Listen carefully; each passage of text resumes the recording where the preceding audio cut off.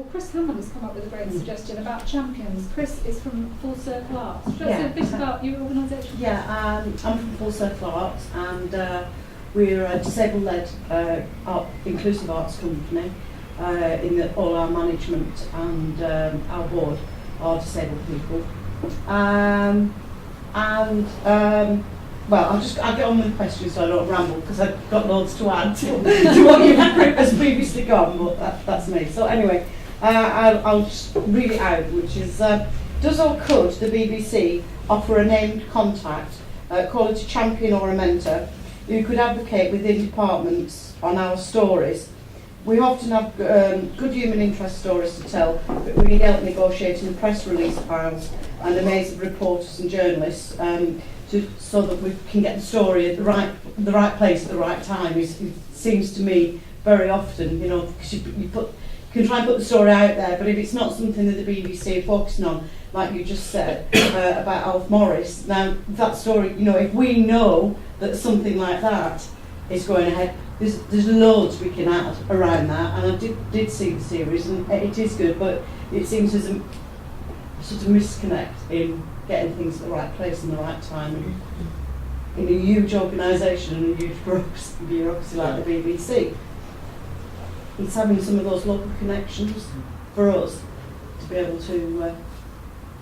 Well, I suppose we were discussing this earlier actually, and I was saying maybe a useful thing at the end of this is maybe for me to go back to my teams and say, actually, who are the contact people? And for particular radio stations and for particular programmes that we do, so what's the email address, what's the name, what's the contact number? And maybe that's, some of you will already know that, but maybe some of you don't know who the critical person to contact is. I think that you're right, it's a big organisation. I'd say at the local level, there's not, there's 40 people who work on Radio Manchester. That includes the presenters, it includes the person who does the contracts for everybody, it includes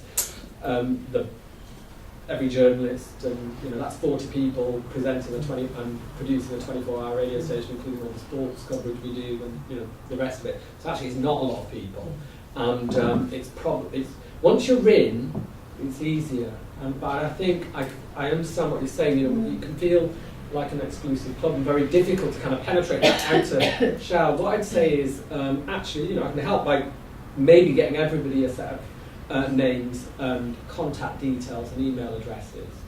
I think what I'd say to you is bear in mind that we are being contacted by a lot of people every day, and with great stories like yours. And so sometimes, we can't do everything. So a programme, for instance, like Northwest Tonight, the longest bit of programming it does is a half-hour, 6:30 programme. It does have 11 news bulletins a day, but during breakfast they're 3 minutes long, and at lunchtime it's 15 minutes, and at 6:30 it's half an hour. So a programme like Northwest Tonight is looking across, a population of 7 million people, 2 huge conurbations of Merseyside and Greater Manchester, and there are huge news stories going on, and so they may have less room for some of these stories. Our local radio station, on the other hand, are on, from 6 o'clock in the morning with a 3-hour breakfast show.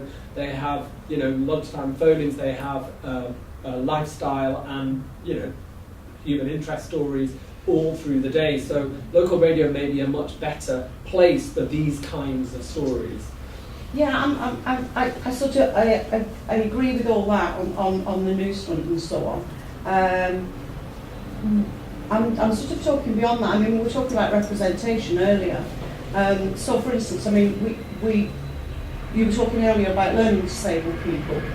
We work with 3 groups in Salford alone of learning disabled people who sort of work in drama and dance mainly, but quite prolific groups. Now, if there's sort of programming or drama, because actually the representation of disabled people is actually picking up more and more within drama on BBC and Channel 4 predominantly, but also RTV starting to get there now. And it's that representation, seeing a reflection of yourself in programmes. So it's not just the news thing, it's those contacts. And what I was meaning in terms of, we've all done that where we get a press release and you go, oh yeah, we've got this contact and this contact. And in fact, we've even got personal contacts within BBC. We've had 4 of our disabled people, artists and so on, who've worked on the BBC Extend scheme, so being apprentices at BBC.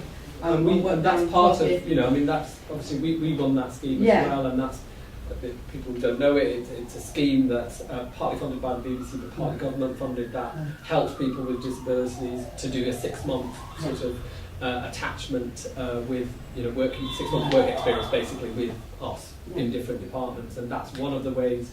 You know, that's been, I mean, you know, it's hit or miss. You know, sometimes you get people who flourish, and sometimes it's very difficult for some of the people. But if you've succeeded in doing that, you should be pretty pleased that you've got 4 people. That sounds pretty good to me. Yeah, well, it's because they're good. You know, but also I'm just thinking of that sort of human. I mean, we applied for the Connect and Create, Connect, get it the wrong way round. Yeah. But obviously we were much too small an organisation. They loved what we did, but we were quite small in taking on the number of volunteers. But just having that sort of a named person, somebody that I think the term mentor and champion, because we do mentoring, but actually we'd quite like to have a mentor within the BBC or a champion within the BBC you can just turn to. And they've got that story in their mind. It's like human contact rather than something we said and landing on a pile. Have you had any connection with people who run the sort of BBC outreach for the North West? People like Margaret Bergin, or have you heard of Ernestina Craig Hall? No.